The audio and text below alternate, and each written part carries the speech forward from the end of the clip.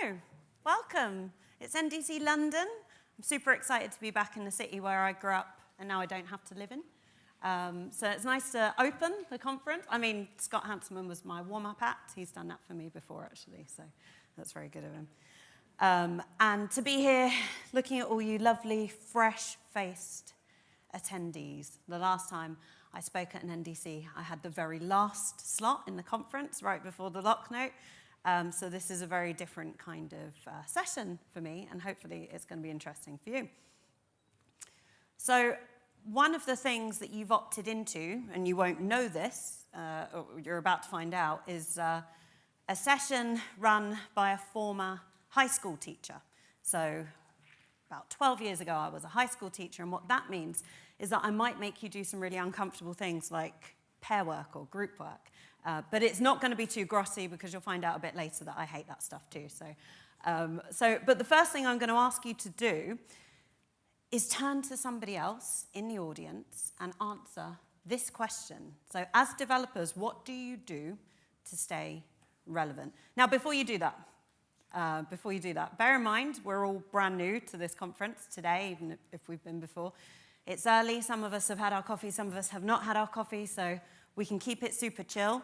But you know when I said that I was a previous high school teacher, I have ways of bringing you back and asking you to behave yourselves and stop talking that you might find a little infantilizing.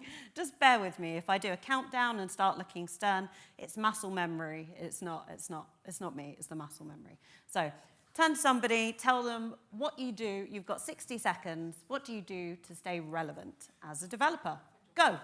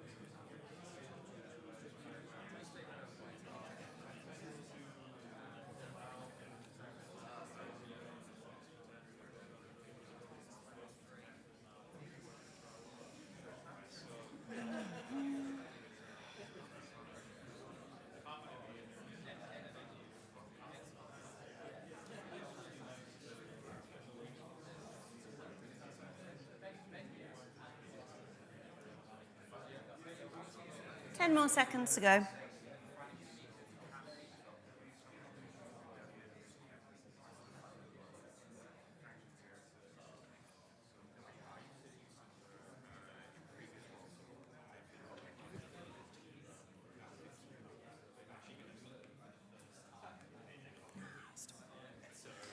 Three, two, and one. Passive-aggressive pause between 2 and 1 is the key. Relevance is a word that I chose on purpose, and I really don't like this word. I find it baffling. As a developer, if you do your day job and you are really, really good at it for like 15 years, and you keep learning and you keep learning, and then for 5 years you just do your day job, do we become irrelevant? Like the stuff we knew, it's no longer going to get us through the day. And I think of it like a kind of visual metaphor for a GIF that I didn't include because I find it really difficult to embed GIFs in slides and I don't want to learn how. And it's that of an escalator kind of going down and you are walking up and you pause for a minute and you're at the bottom again.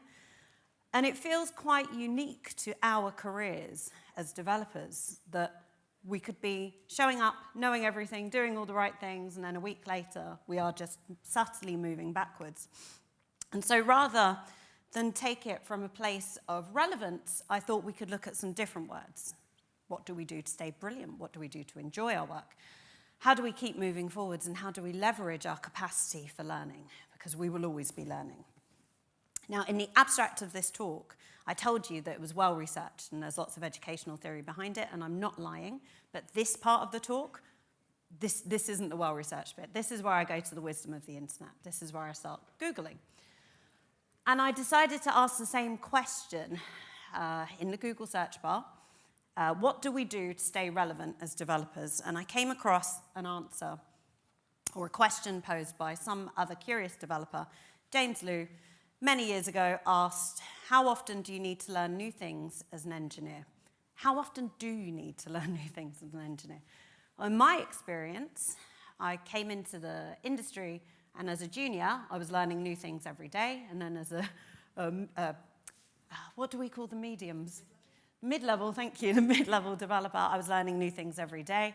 And then when I became a senior, I was still learning new things every day. And actually, that's James's experience too, or the person that answered. That's their experience too. And every single day feels like quite a lot to me. So I went to the great internet aggregator, ChatGPT, and asked the internet what the internet is saying about what you need to do as an engineer if you want to stay relevant. And you can see it, my prompt at the top, I get a bit like, I've obviously had to refine, what do you need to do, general answer. And I was like, okay, level with me, ChatGPT, how many new things do you need to do in a week? And ChatGPT gives me this very verbose answer. It's not known for brevity, 1 or 2 major topics every week. That's 1 or 2 substantial topics every single week. Continuous minor learning. I don't like the idea of minor learning. Learning is learning, but okay, you could read a tech blog, you could read an article, you could watch a short video. Then some time for practice and application. Now, we know that we're better when we try actually applying the things we've learned. We forget things if we just read about them, right, or watch them. So that's cool. And then some networking and community involvement. It's great that I don't have a job, right, because at this point, this looks like a full-time student schedule. And it put together this nice weekly plan for me. I didn't ask it to, but, you know, it's a helpful thing. And then it reminds me that I'm going to need some balance too. Like, you're going to do all this learning, but please make sure that you factor in the fact that you're going to need to rest. You're going to need to strike a balance between learning and application. Do not get overwhelmed. Well, that's useful, isn't it? Because it's given me an incredibly large timetable to work around my day job. But it's fine because I'm just learning 1 new concept well each week. Don't worry, even learning 1 new concept well each week can compound into significant progress over time. And just in case we missed it, there's the balance. And I kind of, I like that approach. And when I came into the tech industry from being a teacher, I thought, this is going to keep me sharp. This is going to keep me motivated. It's fascinating to think that I could be 20, 30, 40 years into my career, and it's not going to be grunt work. It's not going to be the same old, because I have to keep learning. And that was what got me interested and excited in the first place. I've been working in this industry for 11 years now, and one of the things that I've noticed is what this poster has noticed too. So I'm definitely not as sharp as I was in my 20s. Like, I'm 42 this year, and I have a real passion for learning, a real interest in learning, but I notice that the wheels turn slower. I think it's because I got so clever. That's what it is. My brain is just really, really full up of stuff now. It could be any reason, but whatever it is, I've noticed that when I try to sit down and learn even 1 new concept well each week, I'm just not as sharp as I used to be, and it can become demoralizing. It can become incredibly demoralizing when we know we're moving backwards on that escalator metaphor that I didn't give for you. So this poor elderly developer has hit some kind of rut, and I think what makes me smile about this piece is there's no question here. They've posted on the Workplace Stack Exchange, but they've not posed a question, they've just said, I'm struggling. And as somebody who's been in the industry for 11 years now, let's say, I get it, right? I'm not new around. I've got family and children and hobbies that I abandon quickly. We'll go into that soon. I travel a lot for work. It's hard to get the cogs going. And when you've been around a while, it can feel that way. So imagine my horror when I recognize myself in this 29-year-old programmer. So this baby developer, sorry, everyone under 30, you're not babies, but maybe to me you are, is already at this point of overwhelm and burnout where they're saying, this is too much. I'm just not feeling like I used to feel when I first came in.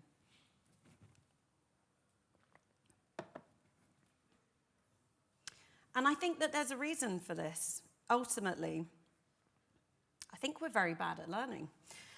I don't think that we're bad individually as learners. I think the industry acknowledges really well that we're going to always be learning, but I think we are very good at showing a finished product. We're very good at talking about the things that we're experts in. We're very good at being honest, open, and vulnerable about how difficult we might find some of this learning, but I don't think we look at the process of learning itself enough.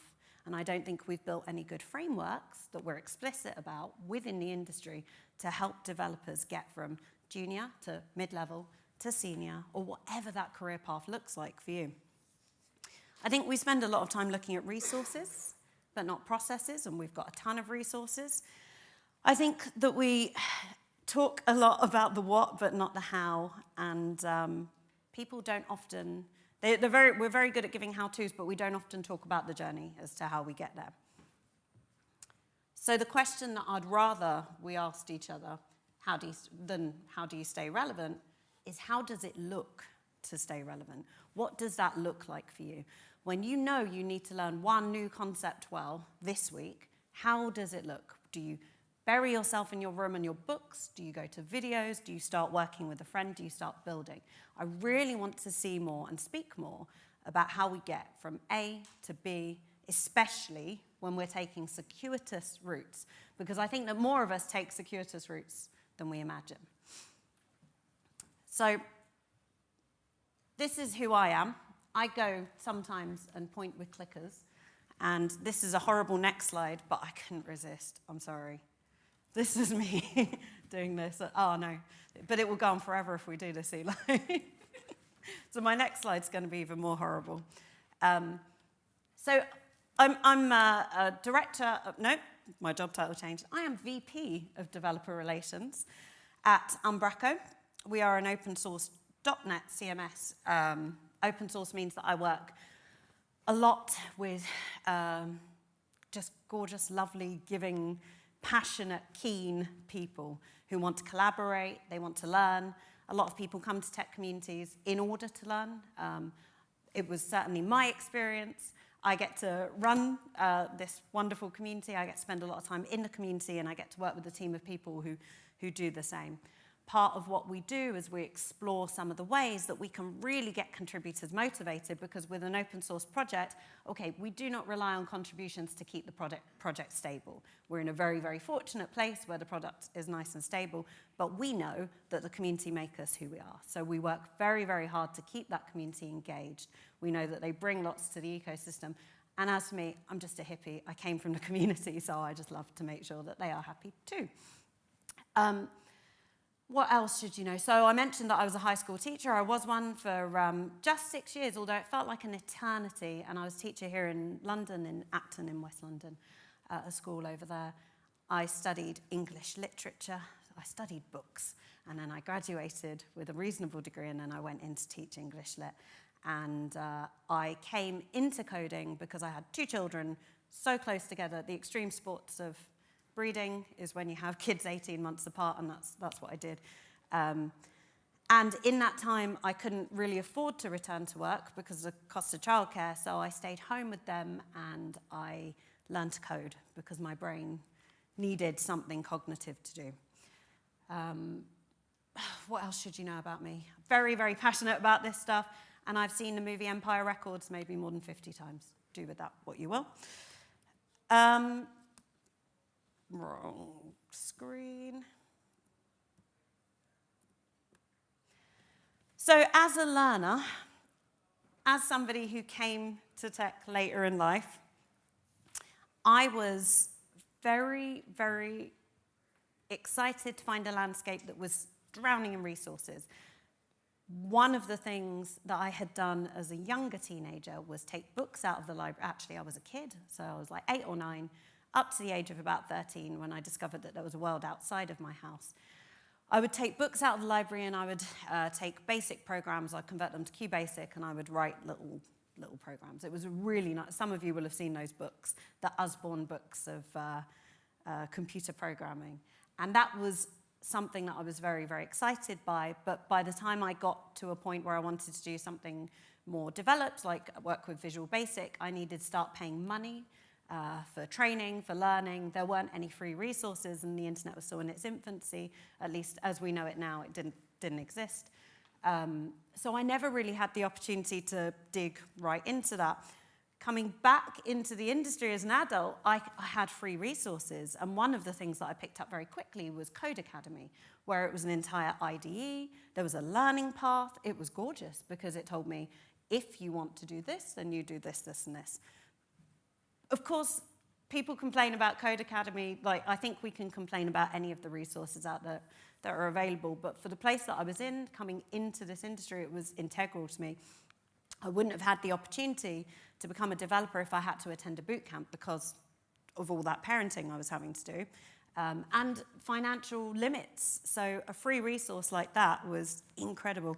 But what I didn't have was context. And if you saw Scott Hanselman's talk, my warm-up act next door earlier, then context is everything. Context is key. So I walked into this thing where I was like, I'm going to be a developer, and then Code Academy told me what kind of developer I would be, you know, based on which courses I picked up. So I picked a stack, and I picked a discipline before I even knew. So I was doing HTML, CSS, and then jQuery. Not JavaScript, jQuery. And I had no idea that jQuery was a JavaScript library. It was just the thing that was available, the thing that made things move, and I kind of liked that. I thought it was cool.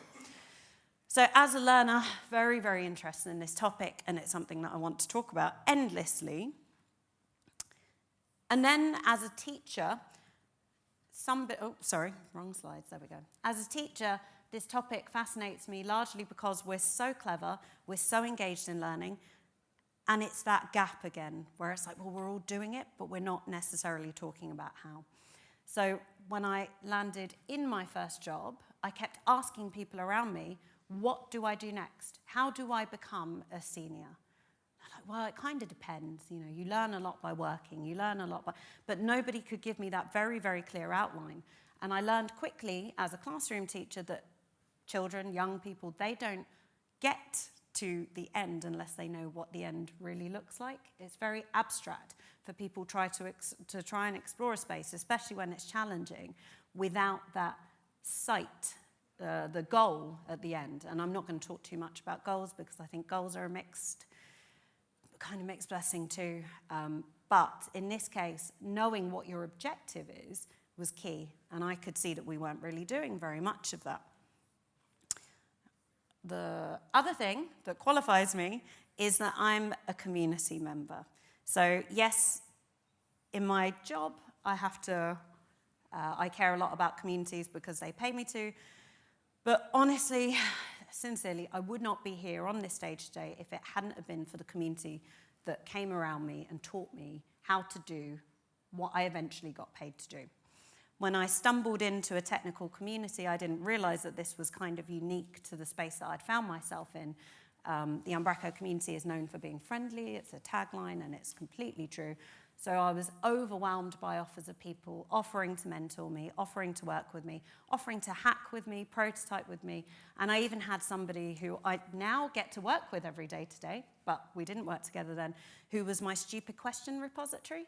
I could go to her, she was a very experienced developer, and say, Lottie, her name's Lottie, this is too stupid for me to ask on the internet, can I ask you? And she would not charge me her day rate to answer those stupid questions. And I think that sitting here today, the likelihood is you are at least tangentially involved in a technical community.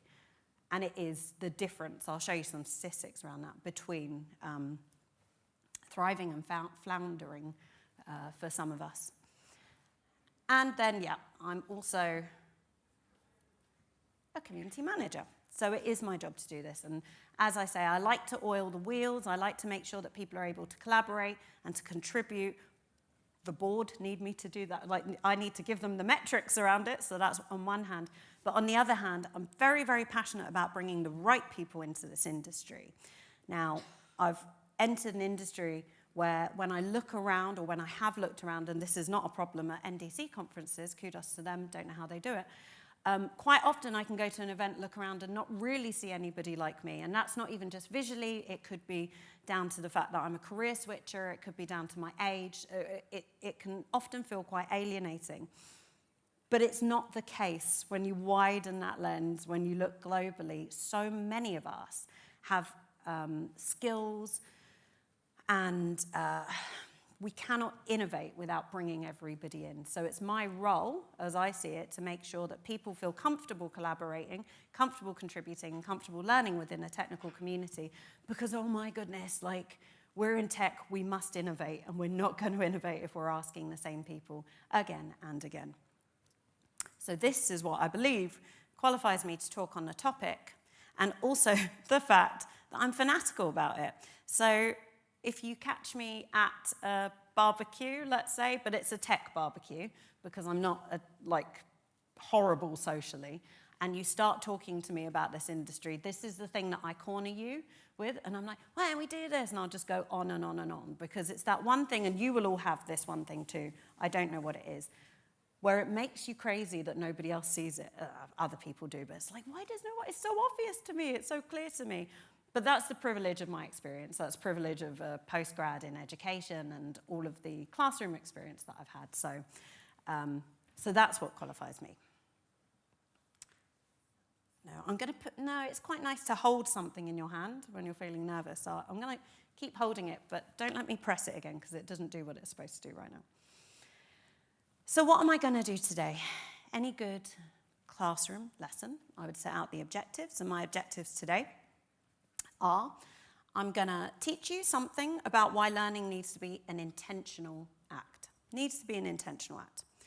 I'm going to talk to you about mentoring, and we're going to look at mentoring in ways that perhaps you haven't considered mentoring, different dynamics. I'm going to talk to you about the pillars that uphold good learning. What's critical to those, to creating the right conditions for good learning. I'm going to talk to you about how your expectations can either hold you back or propel you forward. And I'm going to encourage you to ask your idols very, very different questions going forward. And then, as you might have noticed, I'm probably going to share a little bit of experience from my own career. But we're going to look at educational theory, and we're going to look at how data backs all of this up. There's a bit right in the middle which gets very heavy around educational theory, but I'm going to signpost it before it comes, and then I'll tell a joke after or something to bring us back, so don't worry. So the first thing you need to consider doing when you are thinking about your learning as a developer or the learning of people in your team is to create your own curriculum. And that sounds kind of obvious. How should this look? Okay, so I want to learn everything about this particular new concept this week. I'll sit down on Monday night for 2 hours. I'll sit down on Tuesday night for 2 hours. Fine. But what we need to get really nerdy about, what we need to get super, super interested in is the process of learning around our curriculum. So we're going to build in a few things, and I'm going to take you through what those things are to our curriculum. So yes, you can have your 2 hours, but you're going to pepper it with 4 things. And the first thing starts with a story about kids. Young teenagers, tweens, I guess, 11 and 12-year-olds. When I was my very, very first year of professional teaching, when they let me loose into a real classroom and gave me my own class, we got given a task after 2 weeks of these kids sitting in chairs. They were 11-year-old and 12-year-old inner city kids, and we'd just about gotten them to the point where they weren't throwing things at us, calling us names, calling each other names. They were sitting still. We'd earned a little bit of their attention, and we were told we're going to take them all out of the classroom, put them on the school field, give them buckets of trash and buckets of water and an impossible task to complete. And I wasn't really up for it, to level with you. I just thought, this is a real problem, but there's this cool new idea that we should teach children how to learn. And so I guess we'll try it. And it's interesting that I was so reluctant, because this has become a pivotal part of my understanding about learning when I look back, so much so that all these years later I'm talking to you about it. They arrived on the field. We made them work with people that were not their friends. At the beginning of this talk, when I made you talk to each other, that discomfort, but magnified because you're 11 or you're 12, and you've got this impossible task. And we got them to build something or try to build something that would transport the water from the bucket to the other end of the field. And we gave them an hour to do it. Just the first session, an hour in the morning, lunch, some work, and then an hour in the afternoon. And it was a horrible hour for most teams.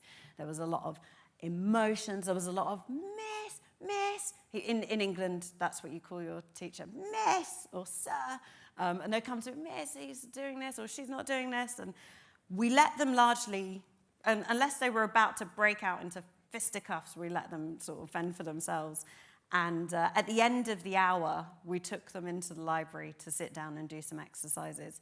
And they were really demoralized. There was one team that were like really shiny and happy. They were doing really well. They didn't know why, but they were enjoying the process. Actually, they weren't making the water move further, but they were enjoying the process. And we gave them a series of questions around how they were working, a series of questions around the experience. And it wasn't like, oh, how far have you got in the water to travel? But it was looking at the process of collaboration. It was looking at the process of trial and error. It was looking at how they responded to their own successes and their own failures. And they rated themselves on a spectrum across 4 different traits. And we talked to them about these 4 different traits afterwards. And what we saw was after just completing those exercises, they went back onto the field and they were more successful in their working. Because now they were thinking, am I this, am I that? And I'm being vague for a reason. That's because I'm building suspense to tell you about it in a moment. But once they got really meta about their learning, they were then able to be better collaborators, better teammates, and more successful in the work they were doing. And the first thing that they had to think about was how resourceful they were being. Now, I'm going to give you a little disclaimer. These are called the 4 R's. So they all begin with the word R, and I think one of them is really crowbarred in.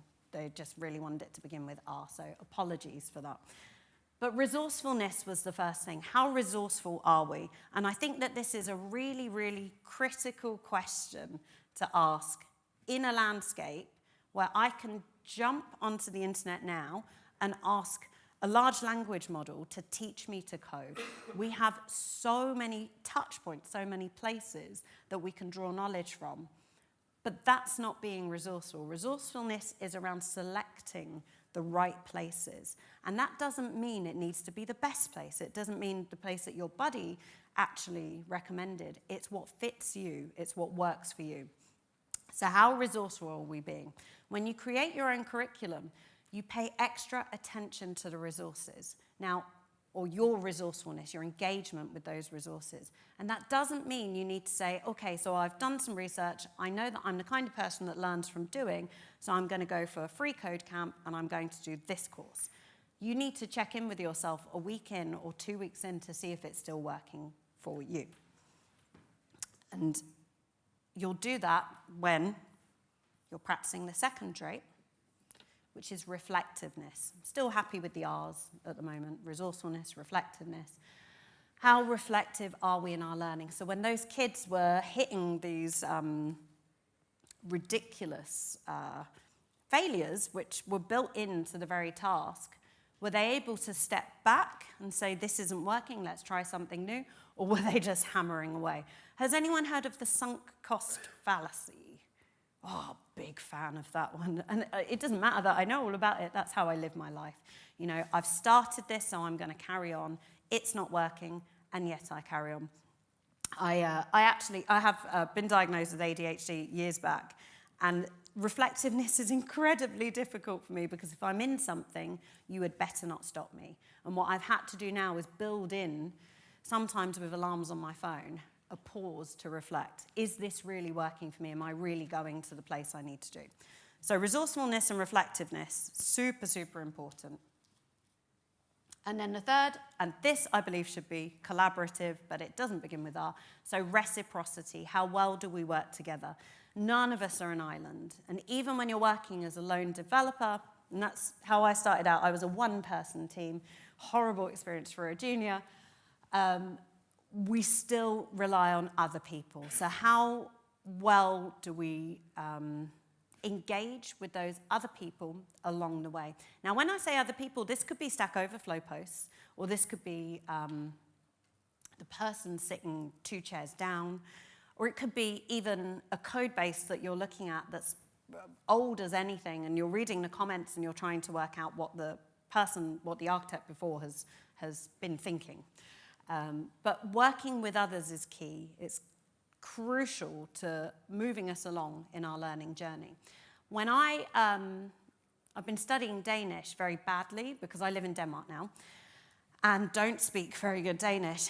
And when I come to this part of my learning journey, this is another place that I really, really fall down. So I'll go to college and I'll sit quite happily and do my work, and then the teacher will say, and now you're going to pair up. And I go, no, because for me, I'd much rather be very quietly wrong than learning how to get it right in public. So reciprocity is going to make us better learners. We're a lot better when we're not working in a vacuum. So those are 3 of the 4 traits. But before I move on to the 4th, I'm going to tell you what the second thing you're going to do is when you're looking at your own learning. So it's really, really important as learners that we start to cultivate a love of learning. Sort of dying inside as I'm saying this, again, thinking about my Danish, because loving learning involves sucking at something for quite a long time and really embracing sucking at it on the way to getting good at it. We are here across days to learn, and that's a fantastic experience. But if you told me that on day 2 I was going to get a test to see how much of it I'd taken in, I might not have bought a ticket, you know? It's quite horrendous to think about what it being publicly wrong or being publicly on our way somewhere. But if we cultivate a love of learning itself, then we get to a point where we're able to embrace that. So in order to illustrate some of these things, I want to show you some of the things that I still suck at. And this is a good exercise for me. This isn't just therapy for me. I promise we're getting somewhere with this. So the first thing that I still suck at, but would like to be good at, is playing guitar. I've picked this up maybe 4 times and still not sold it. I should sell it. Because I was learning acoustic guitar for a few months. I started to get good enough to play Oasis songs. If you know Oasis, you know that's not that good at guitar, but I love them, so we'll just leave it there. And also the video game T-shirt that I'm wearing, Cuphead, I never got good at that. I just sort of abandoned it. Really great game, but I suck at it. I suck at kayaking. I've sold those kayaks. Let's not even talk about that. And I suck at growing food. I got an allotment. It lasted 2 years. I probably went to it across 6 weeks. I paid for it for 2 years. That's the best it got. I think it probably still looks like that now that nobody's tending to it. In every case with these exercises, I lacked one thing, and it's the 4th thing. But there's some stuff that I don't suck at too, and this is where I really leveraged that one thing. Coding. I'm an adequate developer. I never got beyond adequate, but I'm an adequate developer, and I didn't quit, possibly because this was the career I'd chosen, I had a job, I powered through, and I got better. That's not my longboard. I suck at that. Don't worry about that. I crochet, and I am a badass at crochet. And crochet is not actually easy, is it? No. It's not actually easy, but I can make some beautiful things. And I go winter bathing. I go regardless of whether there's ice on the water. That's Oslo, Valentine's Day last year. I don't suck at these things. And the reason I don't suck at them is because I've managed to master this 4th R, which is resilience. And resilience is the last part of what makes your learning journey fertile. Resourcefulness, reflectiveness, reciprocity, and resilience. Now, as a sensitive human in the world, I'm often looking for reasons why I can't do a thing. And this is where resilience kicks in. When I'm sitting at my desk and I am trying to make something work, because as an adequate developer, things don't always work. I have a million thoughts racing around my head about why this is somebody else's job to fix it, why I'm never going to be good at it, And that's when I lean on this and I ask myself, you know, where's your resilience? Resilience is critical if you're going to get to the next thing. So, managing too much tech here. The way that I believe we're able to cultivate resilience is by using curiosity as our driver. Now, remember earlier I said that goals are a bit dodgy for me. I'm not a big fan of goals. I think that's because when I think back to the kayaking and the guitar, it was the goal that really put me off the journey. I was sitting there and I was thinking, I am going to be in a band. I'm going to be an amazing guitarist. I'm going to be the coolest 41-year-old here in Odense, Denmark, because I'm going to be in a band. But I wasn't really interested in learning how to play guitar. I wasn't really interested in the journey. I was interested in being a band.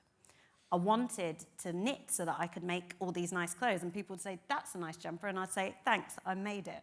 But I wasn't really interested in getting good at knitting and learning how to knit. When we have curiosity as the driver, our learning journey becomes a lot more interesting to us, it becomes a lot more fertile, and we're less vulnerable to all that really negative self-talk that stops us getting where we need to be.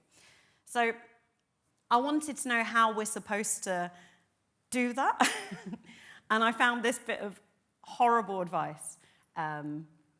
Embrace failure. Cool, right. No, I'm not going to do that, because failure sucks and it hurts. And I want to be someone that can say, yeah, I just embrace failure. When I fail, I go, great, I failed. That means I've still got stuff to learn. How wonderful. But I don't feel that way. So I've decided to hack it and say that perhaps we should just learn to accept failure. Accept that it's a part of our journey. Have you seen those talks about like anti-patterns and coming back to your old code and seeing that it was horrible and having a laugh at yourself? I think that these are really powerful talks. I think they're really powerful sessions because I love watching people who have it all figured out, who are obviously badasses, talking about the road bumps they had on the way to the journey. You know, these are all the moments where I got it horribly wrong. Accepting failure, trying to take some of the stigma out of failure, I think could do us all a massive favor. So there's a book called Mindset, the New Psychology of Success. And I read this just when I was still in teaching, or just as I was leaving teaching, and it's really stayed with me. It's a book that I pick up quite often, and it's Dr. Carol Dweck, and she talks about having a growth mindset. And this is something, no doubt, that you've heard before, but let's go over it for a moment because it's such a powerful way of viewing challenges and viewing setbacks. And the key is that people with a growth mindset think that they can get better. When you have a fixed mindset, you're more likely to think that this is never going to work. So they think that with work, their skills can get better over time. And we all want to be there. We all want to be that person. And this is the OG herself, Dr. Carol Dweck. And this is a nice illustration of what a growth mindset is versus a fixed mindset. Now, nobody lives entirely on any side. None of us, probably none of us, stay all the way over in growth. And I'm thinking as developers, absolutely none of us live all the way over in fixed. I'm sure you can find some people that do. But if you can live on this side where failure is an opportunity for growth, even if the first thing that happens is, oh my gosh, gut punch, this stings, I suck. If you move into a place where you can recognize it as an opportunity, if you believe that you can learn to do what you want to do, if you think that challenges are going to help you grow, if you're inspired by the success of others, I like that one. You look at other people and you're like, you rock. Like, these are all places that take us to the right place. So I'm going to opt into a growth mindset. I want one. That's great. Let's all have one. But how? Oh, sorry, yeah, we'll come back to that. I don't want that slide. So how do we do it? How do we opt into a growth mindset? Well, it's not as simple as you might think. There's a lot of different things that we can do in order to cultivate that mindset, but we can still experience setbacks and slip all the way back in to the fixed mindset. I experience that on maybe a weekly basis where everything's great, I'm learning, everything's good, and then I suck and I'll never be good, and then I pull myself back over to this side. And these helpful tips will take you over to that side. So first of all, try to celebrate your small wins, but also the successes of others. Being a hippie, I love that this works, and it comes from Dr. Carol Dweck. and a heavily researched book. So we're going to say that this is a really good way to get us onto our path. Surround yourself with growth mindset people. If you listen to people who are telling you all the ways that they suck and you're looking at them and you're thinking, but you're actually pretty good, this has a really negative impact on the way that you view yourself. Try to cultivate persistence and recognize those fixed mindset traps. Call yourself out when you're in that fixed mindset. And then seek out constructive feedback as often as you can. I love constructive feedback, but not right after my talk, okay? Just give me half an hour, and then you're welcome to give me all the constructive feedback that you like. And then she says, my favorite, don't fear failure, but remember, we're just ignoring that little bit of advice. The third thing you're going to do is leverage the community. Now I'm going to take a sip. Now, today we're at an NDC event, and so much of what we're looking at, so much of what we're experiencing is being run by volunteers. I think we've got some volunteers down here. Give us a wave. Yeah. So lots of the people in purple T-shirts have volunteered their time to come and help us out. Not out of the goodness of their heart, of course, because they also get access to the talks, but it's a fantastic illustration of what happens when we opt in to communities. My first job that I ever got in this industry where I was a solo developer, I was terrified, but I knew that the best thing you could do was learn on the job, and I've been working at all these little prototypes on Code Academy. I'd built a website previously for a friend or two. I mean, I wouldn't have called myself a freelancer, but friends were paying me a few £100 for a website. So I had a tiny weeny bit of experience and lots of ambition and lots of excitement and bills to pay. So I got myself this job, and a friend set me up with the interview, and the woman that interviewed me, she was like, okay, so what do you know? And I was like, nothing. You know, really talked myself down. I was super honest. And she said to me that skills are cheap, but clever people are hard to come by. So we will train you. We will get you there. I don't know if she's right. I hope she's right. I love what Scott was talking about next door with this program where you say, I want a developer in 2 years, and then they provide all the training that they need. It's an incredible way of approaching a developer shortage. So I became a part of a one-person team. I got sent on some very expensive training, and I passed the training. I got my certification. Problem with very expensive training is they really want you to pass. So it's kind of like you're going to pass at the end. You're going to leave with your certification. If they start failing all these people you send, you're not going to pay for the very expensive training. I'm not saying my training didn't teach me anything, but I'm saying it didn't teach me everything. But on paper, I knew everything. So I came back to the office as a one-person team and built some horrible websites. That was the moment that I became an Umbraco developer, because it was Umbraco training.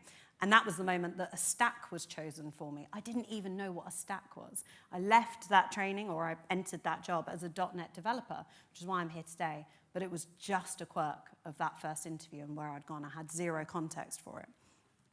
So when I got back to my desk, I had to build all these things, and I had no idea where to go. And I poured through documentations, because I hate asking for help, and I poured through all of these tutorials, and I poured through Stack Overflow and the Umbraco forum, and I was just like, I'm a little bit stuck. So I took myself to my first meetup, and it was here in London. And at that meetup, I met people who wanted to talk to me about how I was doing, and they wanted to talk to me about how they were doing, and they wanted to help me solve my problems, because guess what? They were nerds like I was. We like problem solving. And we would sit there, and we would build these little things, and we'd say, it's really interesting how you did that. And it was a space with very little judgment and a lot of opportunities for real learning. And it was free. It just cost me my time. I could not get my head around that. They gave me pizza, and it was free, and I learned so much. And so I engaged in communities, and I watched so much of my learning transform from me staring at a screen, desperate to implement something, to me then working collaboratively with people who had implemented it 1,000 times, and suddenly I knew how to implement it, and then I was able to show somebody else how to do it. And that was seismic. That was absolutely huge. So the Stack Overflow developer survey that I poured over from last year, what does this stat mean? Oh, yeah, I remember what this stat means. Please take this with a pinch of salt. I really couldn't verify this stat, but it said that people that engage in tech communities get paid, on average, 15% more than people that don't. Let's not establish cause and effect. Perhaps people that get paid more have more time to engage, but let's say that we like it. Because my experience is all of the jobs that I got came from going to meetups, came from being people that I'd spoken to in person. I don't look great on paper. My CV is wild. But if you meet me in person, I'm a lot more likely to convince you that you need to give me a job. And it's not just for finding jobs. It's for finding solutions. It's for finding the people that have the solutions and building a friendly network of people around you who can help you get to where you need to be. My favorite thing about tech communities is representation, because when I sit at my desk, it's just me and the internet and this nameless, faceless amalgam of developers that came before me. But when I sit in a meetup, I'm meeting people with their big lives and their real life faces, and I'm starting to see the things that we have in common. And I think, well, if he can do it and she can do it, then I can do it. And I can build my own path based on that experience. When you're in a tech community, it's all right just to show off. I'm not going to tell you off for just showing off. Showing off is fine. Showing off is good. If I didn't believe in it, I wouldn't have tried to come and talk at NDC, right? But it's also really important to show the stuff that got you to where you want to be. And this book by Austin Kleon is called Show Your Work. And it's an okay book. So, sorry, Austin Kleon, if you're watching, I'm sure you're not. It's an okay book, but it can really be summed up in this one slide and this one page, which I love, which is that process is messy. The journey to getting to the thing we want to build, the thing we want to talk about, or the thing we want to put into a live environment, it's messy. And it's never the straight path that we think it should be. Now, the beauty is in that circuitous route. When we're talking about that circuitous route, we're learning from the experience and others are learning from the experience. It's not just galvanizing or reassuring for people, it's truly educational. We need to know where you went wrong. We need to know about the road bumps you hit, because we're going to be hitting road bumps. When you're talking about the end, we don't get to see that. It's really important to show your work. And then the other thing you need to do is contribute. And this stat is way more legit than the other stat. Can you see it? Nope, because I'm not clicking slides here. There we go. Is that you should contribute. Contributors learn 87% more than people who do not contribute. Now, why might that be the case? Has anybody here ever contributed to an open source project? Cool. Kind of scary, right? It's working in public. Maybe it's not scary now, but it would have been scary the first time you submitted that pull request. You work in public and you get real-time feedback on the thing that you built. Somebody will then tell you, I don't like the way you did it, or I love the way that you did it. This is such a great example of collaborative learning. It hits so many of those touch points. I remember I tried to submit a change to some Umbraco documentation back when I was a community member, and it was like a one-liner, and I sent it in, and then somebody from a community team who deals with documentation pull requests wrote back to me with like an essay of like, here's actually how we'd rather, and I wrote back with an essay. This went on for like a week. It was a one-line change. It became an essay, but it started as a one-line change. I learned two things. One is that if you want to contribute, you need to be ready for some real feedback. And the other is that you need to be ready for some real learning. Because my one-line change was me going, I know something, you can have it, you're welcome. And that exchange was, I'm about to learn something that I thought I knew everything about as well. So the fourth thing you're going to do is mentor differently. So here's the bit where we go into educational theory. So I'm going to take a drink of water, and I'm going to prepare you for some old dead people and their names and their theories. Okay? Take a deep breath.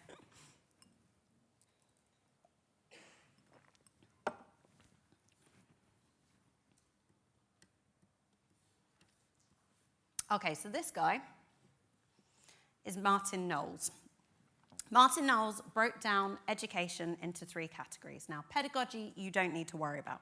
This is what I had to learn about when I was a classroom teacher, because it's about the teaching of children. Andragogy is the teaching of adults. So in the first two models, it's somebody standing up at the front talking. With pedagogy, You educate kids because they're sponges and they're ready for learning. With andragogy, you educate adults, but you're not going to get a chance to educate adults unless you hit a few touch points. Adults are only going to learn something if they believe they need to know it. They also need to have a readiness to learn, motivation, some experience of learning. So all of these things are key. So where if you're a kid, I can just tell you what to do. If you're an adult, I need to convince you to listen to me first. So this is great, and this kind of hits all of the ideas around traditional training. But there was a third word on here that I can't pronounce. Hutagogy, probably, is how it's said. And hutagogy is more like our day-to-day experience as developers. This is self-directed learning. So you still need all of those 6 things as an adult learner. All of these assumptions, this is what you go into when you sit down for those 2 hours on a Monday night. But it's self-directed. So it's going to be the kind of learning where you delete me from the stage and you sit down and you work with your laptop or your books or your videos. And then we need to think a little bit about Bloom's taxonomy. So Bloom's taxonomy was something that I learned so much about when I was in the classroom because it breaks down learning into stages. So if you think about the first one as the easiest and the bottom one as the hardest, this is the way that we develop as learners. So if you can remember something, if I tell you, my name is Emma, and then I ask you in 10 minutes what my name is, it doesn't make you clever if you can answer it, unfortunately. That's just the remembering. If you understood what happened here today, then that's a little bit more learning. When you go back to your offices or your desks or wherever you work, and you start to apply this stuff, we're hitting the 3rd stage of learning. So we used to try and break down tasks to make sure that we hit all of those things when we were working with kids. But now we need to be thinking about how we're manipulating those stages as part of our own hutagogical learning journeys. Analysis and evaluation, that's when we start to look at the way that we do tasks, really get stuck in. There's more cogs turning, a little bit more cognitive effort goes in, and then there's creation, and that's when you prototype, that's when you build something, and that's why quite often we say, the best way to learn is by building. It's by actually getting started, because it is the highest learning stage. Now, at the bottom of this, or the very top for me, is something else. Bloom didn't have this in his levels of taxonomy, but this is what I've witnessed again and again. Yes, it is good to create, but once you teach something, that is when you really know your shit. Have you ever been in a situation when someone's asked you a question and you've thought, I know the answer to this, and then you've gone to answer it and you've gone, I just can't find the words. I can't explain it. And then you have to go back to your desk and start like, I knew this. I know I knew this. And the truth is, you kind of didn't. Like you had an abstract idea of the thing, but it's when you start to try and teach something that you learn the limitations of your understanding.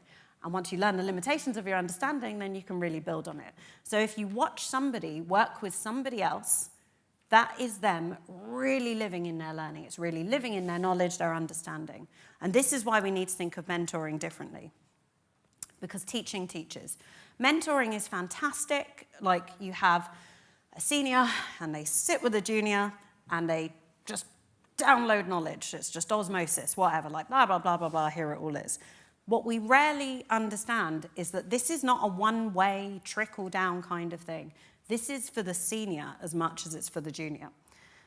So then, if that's the case, do we really need a dynamic that's so hierarchical at all?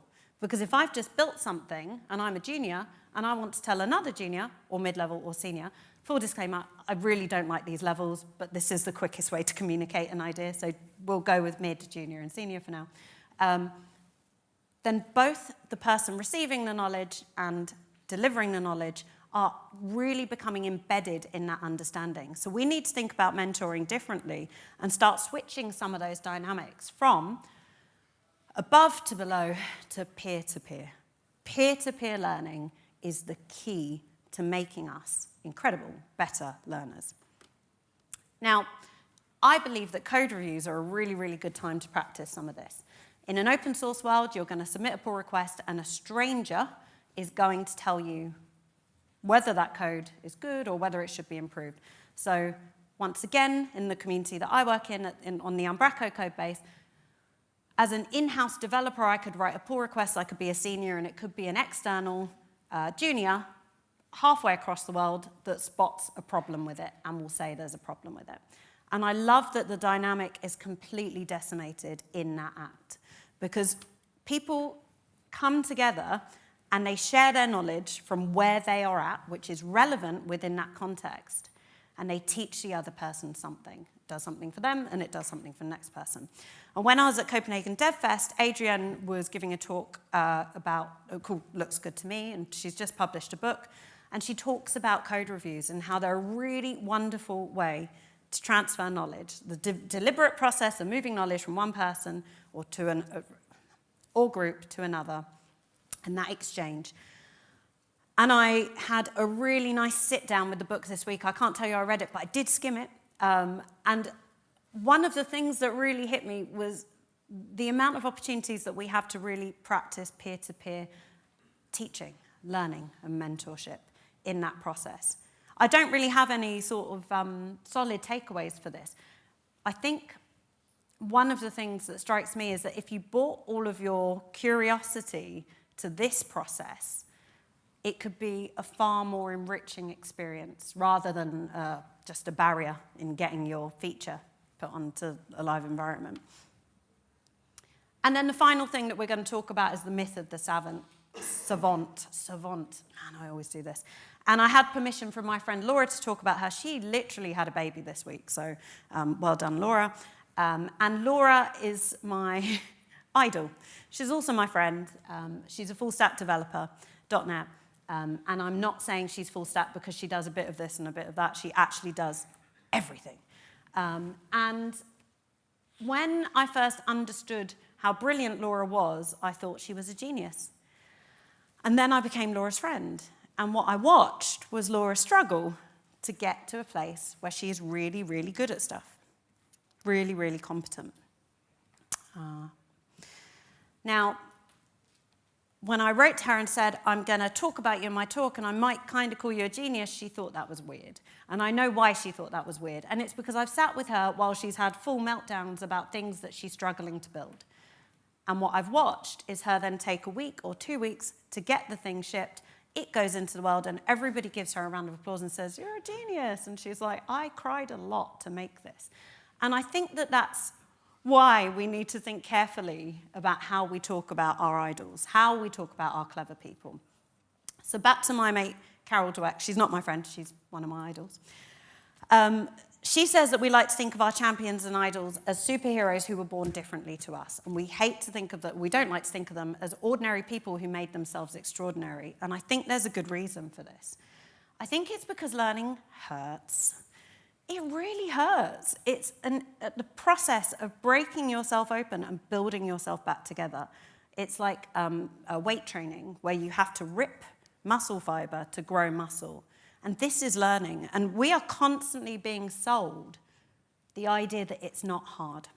And I know this because I keep getting these Instagram ads that are targeted beautifully towards me, along with all the ads for fun nail polish and comfy trousers. You could learn without it hurting. Like, this is a platform called Nibble, and it's just like, if you're clever, you should know geometry. Just do 5 minutes a day, and then you'll be clever and you'll know geometry. And that sounds brilliant, but it's not true. I play a lot of Duolingo. I used to play a lot of Duolingo. I've abandoned my streak. I always abandon my streak. And I love Duolingo because I was able to learn Danish without really having to work. I played it like a game. I have an extraordinary vocabulary in Danish, and I cannot form a sentence or have a conversation. I know thousands of words, but I am useless in conversation. And it's because I did all the shallow learning, I did all the fun learning, and I just didn't really want to get stuck in to the really sticky learning. And that's my middansk, Godnock, which probably says that when I say that, but... These guys, Brown, Roediger, and McDaniel, wrote a book called Make It Stick. And this is what it all comes back to. When we have effortful retrieval, then we have stronger learning and retention. When it's hard, when it sucks, when it sticks, when it sucks, When it really stings, that's when it sticks. I'm not really happy about that. I'd love for it to be light. I'd love for it to be easy. And I think that I can't be the only one if a platform like Nibble can be so prominent in these days. When you're on your learning journey, if you feel like you're on fire, then it's probably working. And I think that's really crucial for you to know. Now, I'm coming right to the end of my talk, which is why we didn't get stuck into those three dudes and what they were saying about sticky learning. But trust me, it's going to hurt. That sums it up really, really nicely. I want you to think about who you'd hire, like whether it would be Laura, who isn't a genius but is going to work really hard, or me waiting to find out what I'm a genius in. Because there's a ton of stuff that I've tried, like picking up electric guitar, going, well, maybe this will be the thing. This might be the thing. And learning to code taught me it can be the thing, but you are going to have to work your ass off to get there. You're going to spend a lot of time feeling awful on your way to getting to competent. And I'm so proud that I got to adequate. I'm so proud that I got to competent because of the many things like kayaking that I just went, no, hurts too much to carry on. So let's look at ways to embrace the journey. Let's look at ways to become curious, and let's look at ways to find that sting, that effort, that total despair is an integral step on the way to being really good at something. So it's great that I get to do the early shift and that you all get to go off and become learners now with the other talks. They're probably not going to hurt while you watch, but it's when you take it back to the office that you're going to get to experience that pain. And I wanted to end by showing you an answer to the baby programmer. This person is 70 years old, and what they've said is, if you like coding, keep learning, and stop worrying. A 70-year-old who's been doing this for a long time. It's doable, it's possible, but you have to learn how to love this stuff if you want to stay with it. And Michelangelo even said it at age 87, still learning. But I didn't know turtles were that old, but that's fine. And that's it.